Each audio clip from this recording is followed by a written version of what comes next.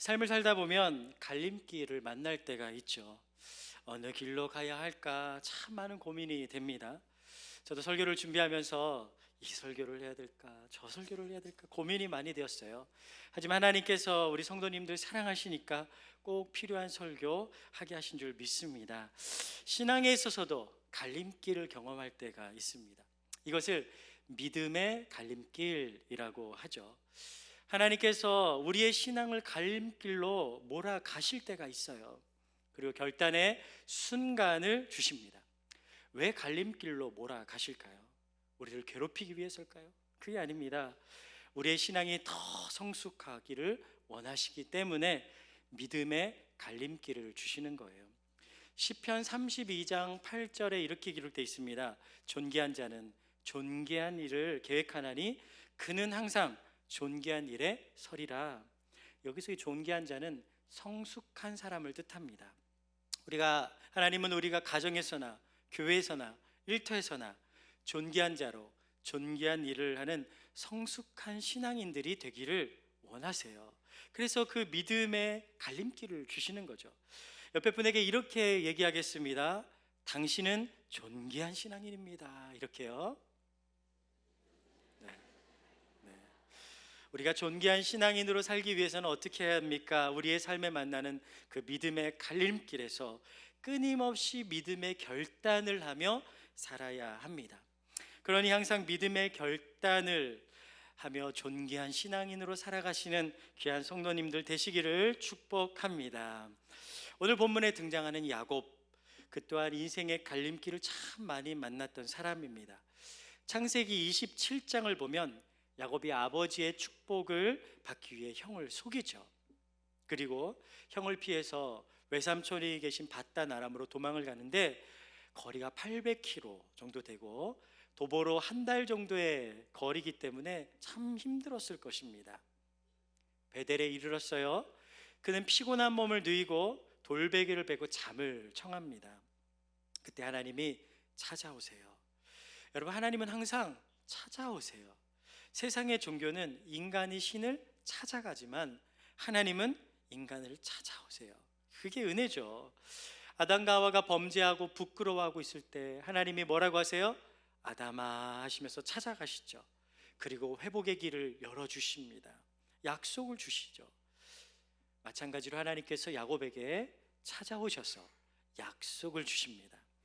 어떤 약속 주시는지 한번 볼까요? 창세기 28장 15절 말씀 같이 한번 읽어보겠습니다. 내가 너와 함께 있어 내가 어디로 가든지 너를 지키며 너를 이끌어 이 땅으로 돌아오게 할지라. 허락한 것을 다 이루기까지 너를 떠나지 아니하리라 라며 하나님께서는요 갈림길에 서 있는 야곱에게 약속의 말씀을 주십니다. 그리고 약속의 길을 걸어가라 라고 말씀을 하시죠. 혹시 여러분들 중에 인생의 갈림길 앞에 서 있는 분이 계십니까?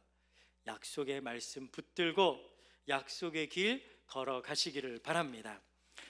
약속의 말씀을 받은 곳이 야곱은 하늘문이 열린 그곳이죠. 그래서 그 하늘문이 열린 그곳에서 이렇게 말합니다. 야, 여호와께서 여기 계심을 알지 못했구나. 여긴 하나님의 전이고 하늘의 문이로다 라며 베고 있던 베개에 돌을 세워서 기름을 붓고 그곳을 베델, 하나님의 집이라고 이름을 붙이게 돼요. 그리고 야곱은 하나님께 약속을 합니다. 자, 어떤 약속을 하는지 같이 한번 읽어보겠습니다. 창세기 28장 20절 22절 읽겠습니다. 야곱이 서원하여 이르되 하나님이 나와 함께 계셔서 내가 가는 이 길에서 나를 지키시고 먹을 떡과 입을 옷을 주시어 내가 평안히 아버지 집으로 돌아가게 하시오면 여호와께서 나의 하나님이 되실 것이요 내가 기둥으로 세운 이 돌이 하나님의 집이 될 것이요 하나님께서 내게 주신 모든 것에서 10분의 1을 내가 반드시 하나님께 드리겠나이다 하였더라. 하나님이 이렇게 약속의 말씀을 주셨고 그리고 야곱도 하나님께 약속을 하죠. 이제 약속의 말씀 받았으니 약속 붙들고 야곱은 믿음의 길을 걸어가면 되는 거예요. 약속의 말씀을 받았으니까 얼마나 또 좋습니까? 그런데 여러분, 약속의 말씀이 내게 있다고 해서 야곱의 삶에 문제가 없었을까요? 야곱이 약속을 받았다고 해서 그의 삶에 문제가 없었을까? 아니에요. 약속과 상관없이 여전히 그의 삶에는 문제가 생깁니다. 지난 한 달 로비에 한 해 붙들고 달려갈 말씀이 붙어 있었습니다. 어떤 말씀이 있을까 이렇게 살펴보았어요. 다 좋은 말씀이 붙어 있어요. 그래서 기도했습니다. 하나님, 이 약속의 말씀 붙드는 우리 성도님들 붙든 말씀대로 삶을 인도해 주십시오. 여러분, 그런데 살다 보면 어때요? 여전히 생각지 못한 문제들이 우리의 삶을 가로막는 것을 우리는 경험하게 됩니다. 그런데 여러분, 기억해야 될 것이 있습니다.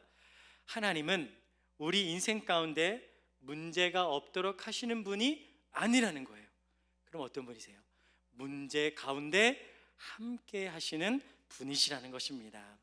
문제 속에서 우리와 함께 하시며 우리가 믿음으로 견디고 이겨내며 더 성숙하고 존귀한 신앙인으로 살기를 원하시는 분이세요. 야곱 또한 삶에 많은 문제가 있습니다. 그런데 여러분, 그거 중요하지 않아요. 우리의 삶에도 많은 문제 있어요. 그런데 그게 중요하지 않아요. 뭐가 중요합니까? 하나님이 나와 함께 계시고 하나님의 약속이 내게 있으면 되는 겁니다. 보십시오. 약속대로 야곱은 많은 어려움 속에서도 하나님이 함께 하세요. 하나님이 약속하신 대로 삼촌 라반의 집에서 복을 받고 고향으로 돌아오게 됩니다. 자, 그런데 창세기 32장을 보면 야곱이 또 다른 갈림길에 지금 서게 돼요. 그것은 형 에서가 400명의 군인을 데리고 지금 야곱을 향해 오고 있다는 거예요. 하지만 하나님께서는 야복 나루터에서 그에게 찾아오십니다. 그리고 또다시 약속을 주세요. 여러분, 약속의 말씀을 다시 한번 읽어볼까요? 창세기 32장 28절 말씀 같이 읽겠습니다. 그가 이르되 내 이름을 다시는 야곱이라 부를 것이 아니요 이스라엘이라 부를 것이니 이는 내가 하나님과 및 사람들과 겨루어 이겼습니다.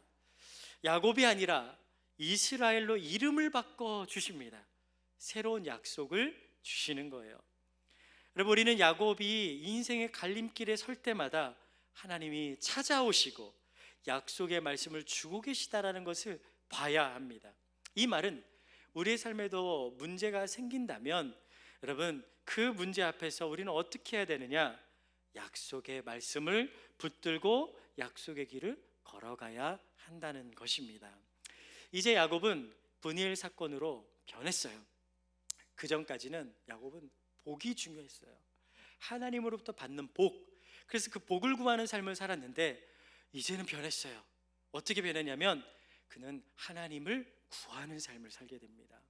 하나님의 손을 구하는 삶에서 이제는 하나님의 얼굴을 구하는 삶을 살게 되는 거예요. 자, 에서와 극적으로 화해한 야곱, 이제 약속대로 어디로 가면 됩니까? 베델로 가면 돼요. 하나님과 약속했던 베델로 가면 됩니다. 목적지는 정해져 있습니다. 베델입니다. 이 베델로 간다라는 것은 서원을 갚는다는 의미를 가지고 있기도 하지만 그 중심에는 약속의 하나님을 붙들고 약속의 길 걷겠습니다라는 신앙의 고백이 그 안에 들어있는 것입니다. 자, 그런데 어디를 가는지 보세요. 자, 어디로 첫 번째로 가냐면 숫곳이라는 곳을 가요. 이 숫곳에 도착해서 그는 뭘 하냐면 자기 집을 지어요. 그리고 우리간을 지어요. 여러분, 내 집을 짓는다는 것은 내가 거기에 뭐 하겠다라는 거예요? 살겠다라는 거예요. 난 여기에 거주하겠다라는 뜻이죠. 그리고 또 숫곳에서 세겜으로 이제 이동을 하게 되는데, 여러분, 야곱은 그때부터 이제 약속을 잃기 시작해요.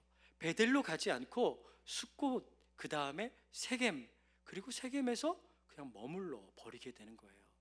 여러분, 따라해 보겠습니다. 약속을 잊으면 길을 잃게 됩니다.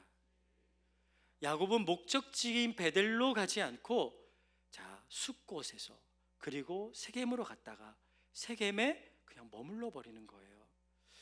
왜 숫곳에 머물렀을까? 왜 세겜에 머물렀을까? 한번 이렇게 보니까 저희가 작년에 성지순례를 갔는데 야곱이 머물렀던 숫곳을 갔어요. 그 숫곳을 갔는데 이 숫곳이 어땠을까요? 그때는 건기라서 사막과 같았어요. 근데 이 가이드분께서 이런 얘기를 하는 거예요. 이 땅에 비가 오면요, 땅이 푸릇푸릇해진대요. 사진 한번 보실까요? 이렇게 된대요. 여러분, 여기 있고 싶어요? 떠나고 싶어요? 있고 싶었겠죠. 이 숫곳의 뜻은 양우리라는 뜻이에요. 비옥한 땅입니다. 자, 이 숫곳에 머물다가 그 다음에 그곳에 가축의 우리간을 짓고 그 다음에 세겜으로 떠납니다. 그럼 세겜은 또 어떤 곳이냐?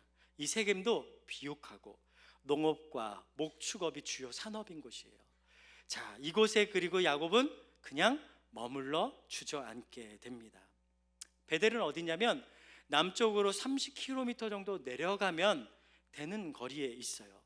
근데 야곱은 목적지를 이탈하게 됩니다. 그리고 그저 세겜성에 머무르게 돼요. 약속에서 벗어난 길을 걷게 되는 거죠. 그 이유는 앞에서도 말씀을 드렸는데 성경에서는 이렇게 기록하고 있어요. 창세기 33장 18절 말씀입니다. 같이 읽어볼까요? 야곱이 밧단 아람에서부터 평안히 가나안 땅 세겜 성읍에 이르러 그 성읍 앞에, 자, 여기서 중요한 단어가 뭘까요? 맞춰보실까요? 뭘까요? 평안이라는 거예요. 평안이. 평안해요. 이제 평안한 상태라는 거예요. 굳이 힘들게 약속 붙들고 살 이유가 없어요. 여러분, 형과의 문제 해결됐죠. 가족 많아졌죠. 가축도 많아졌어요. 약속을 따라 살기보다는 이제 평안한 삶이 좋은 겁니다. 계속 도망다니는 삶을 살다가 이제 너무 지쳤어요.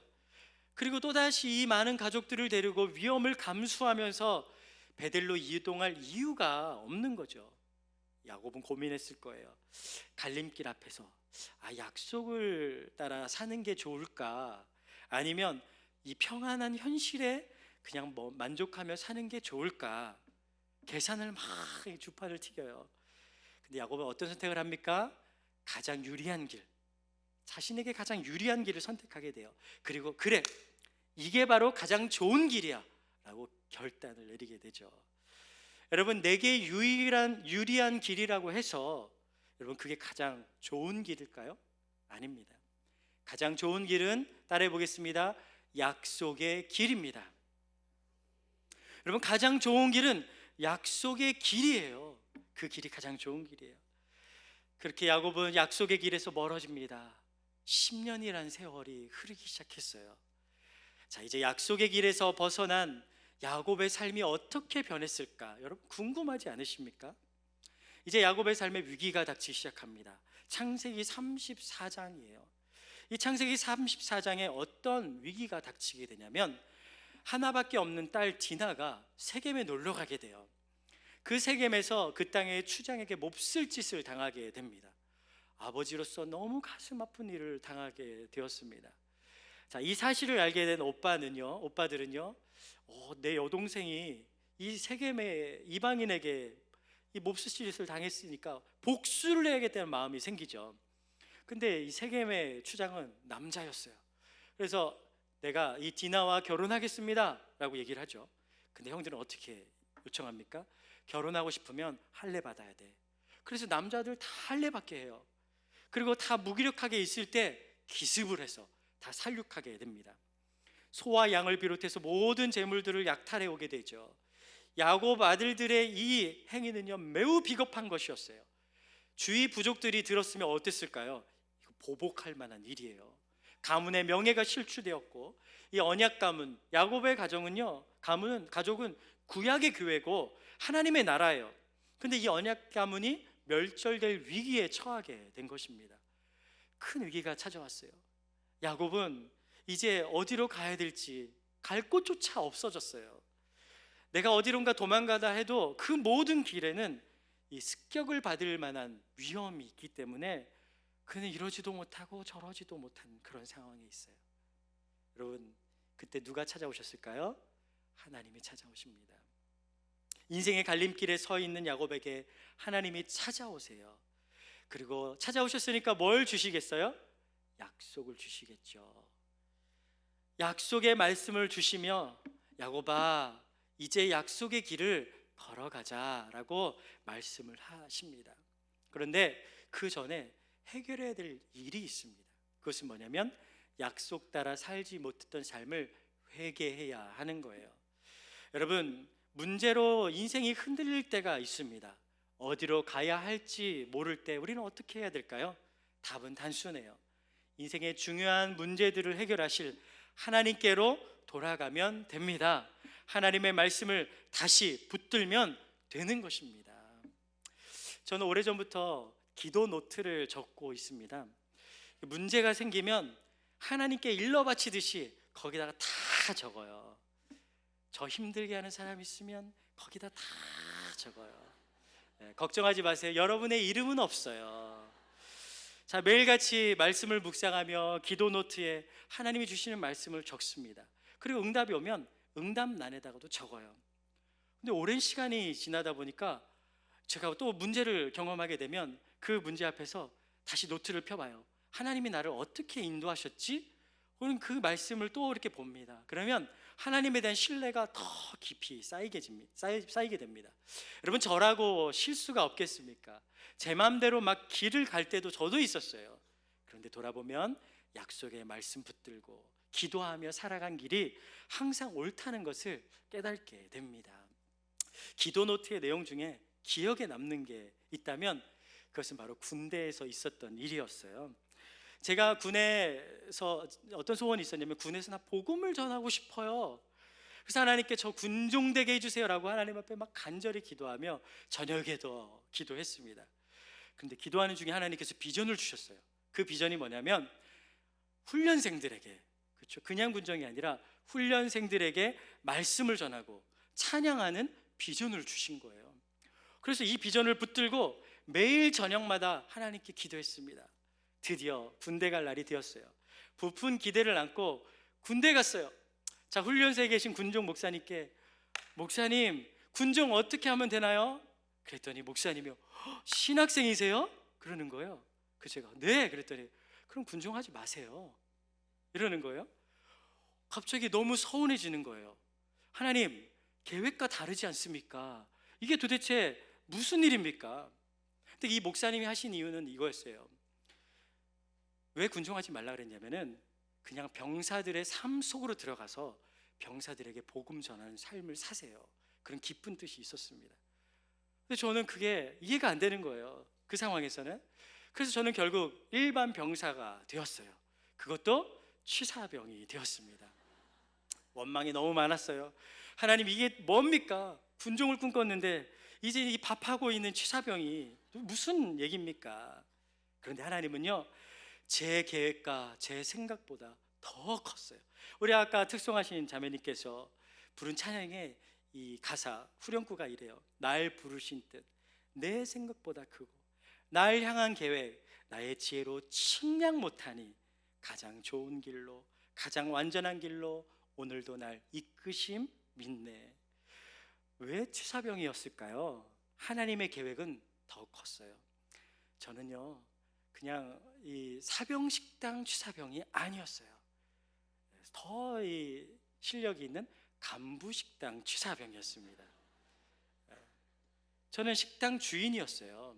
그렇기 때문에 이제 이 식당에 보조들이 옵니다. 설거지 보조. 저희 식당에도 설거지 보조가 있는 것처럼 설거지 보조가 와요. 근데 이분들이 대부분 이 힘든 분들이에요.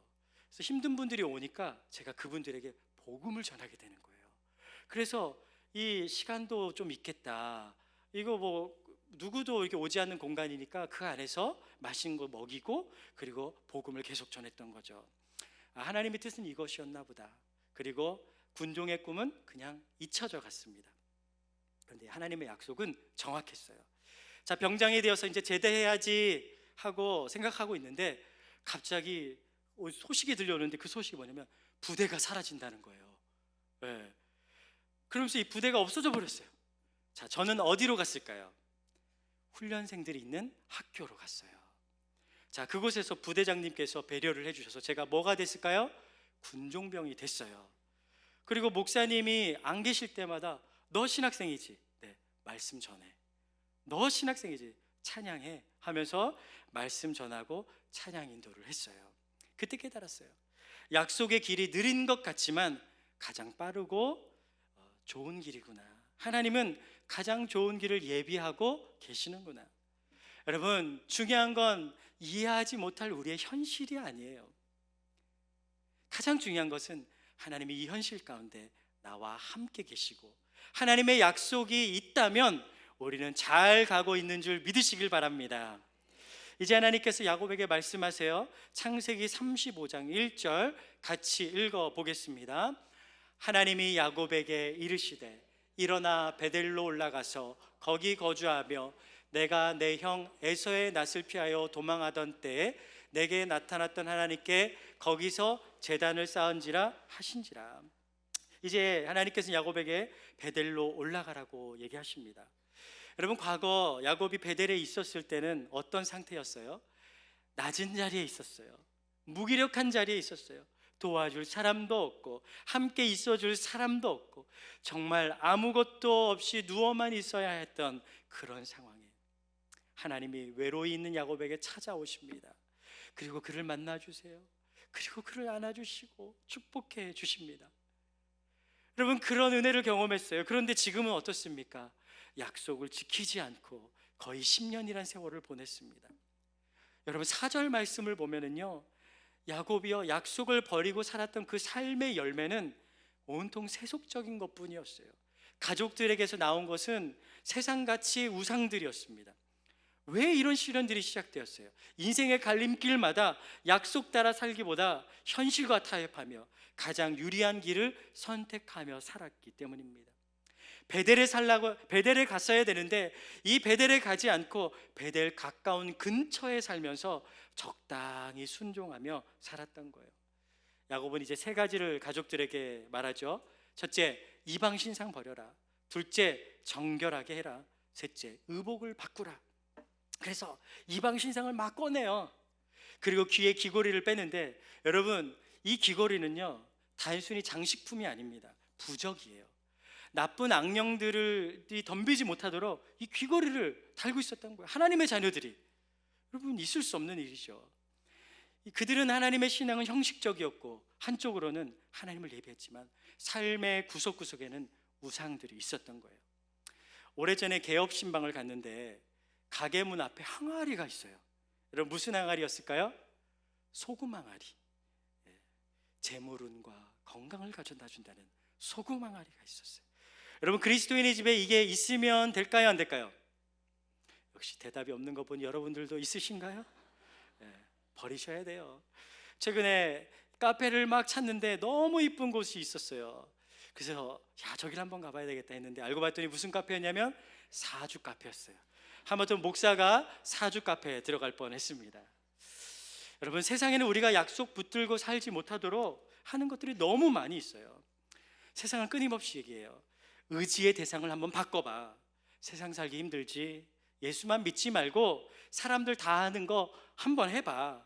여러분, 이런 유혹에 우리는 넘어가서는 안 됩니다. 여러분, 이스라엘 백성들이 출애굽 이후에 약속의 땅 가나안에 들어갔을 때를 한번 생각해 보십시오. 그들은요, 시간이 지나면서 예배에 나태해집니다. 그리고 타락하게 돼요. 왜 그랬을까? 예를 들어 이런 일이 있었을 거예요.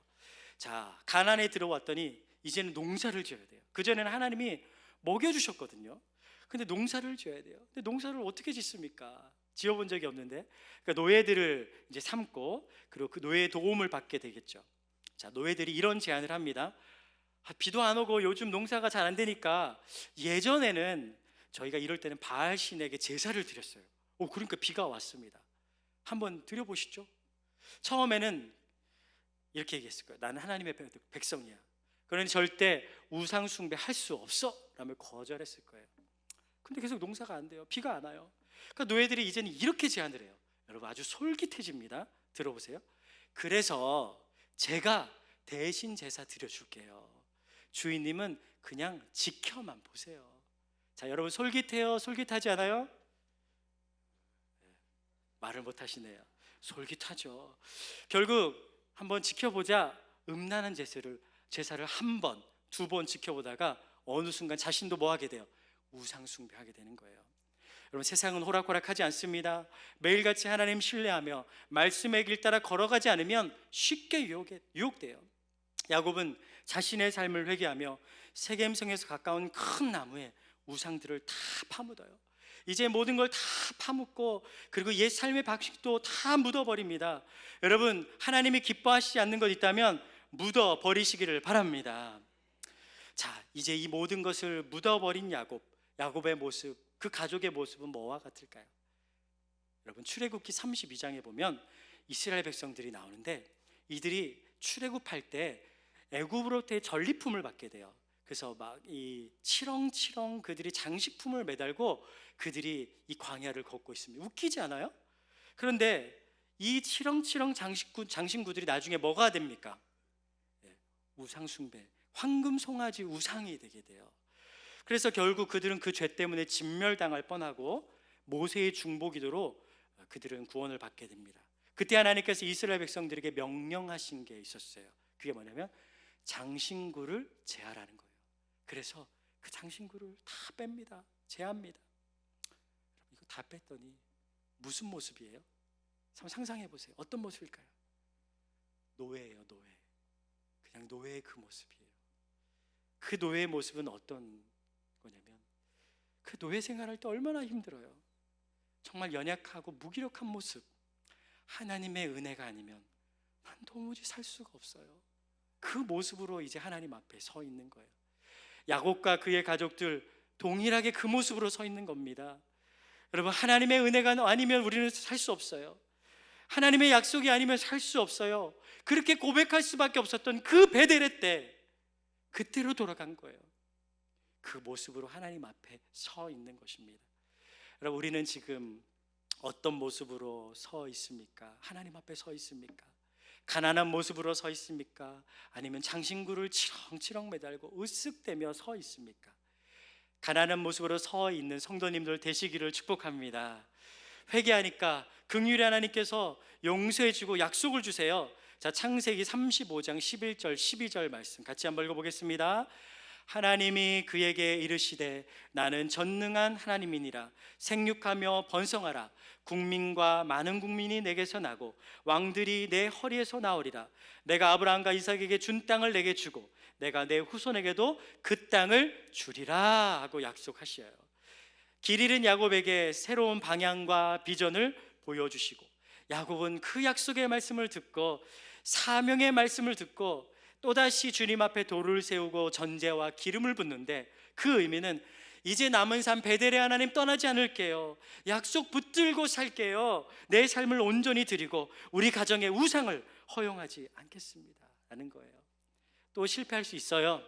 하지만 그 부족한 믿음 그대로 하나님께 바치겠다라고 고백한 것입니다. 이제 말씀을 정리하겠습니다. 여러분, 우리는 항상 좋은 길을 찾습니다. 그리고 가장 유리한 길을 계산합니다.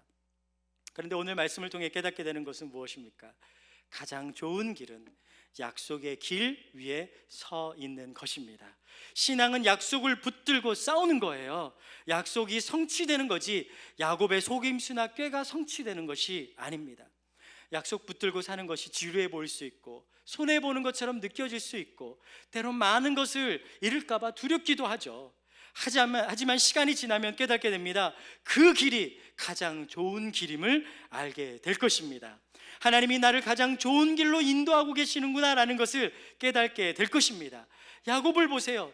유리한 길을 계산하고 갔는데 시간이 지나니까 그 길은 가장 느린 길이었어요. 여러분, 하나님은 자녀에게 가장 좋은 길을 예비하고 계심을 믿으시기를 바랍니다. 결코 자녀들을 망하게 하지 않습니다. 반드시 좋은 길로 인도해 주십니다. 할렐루야.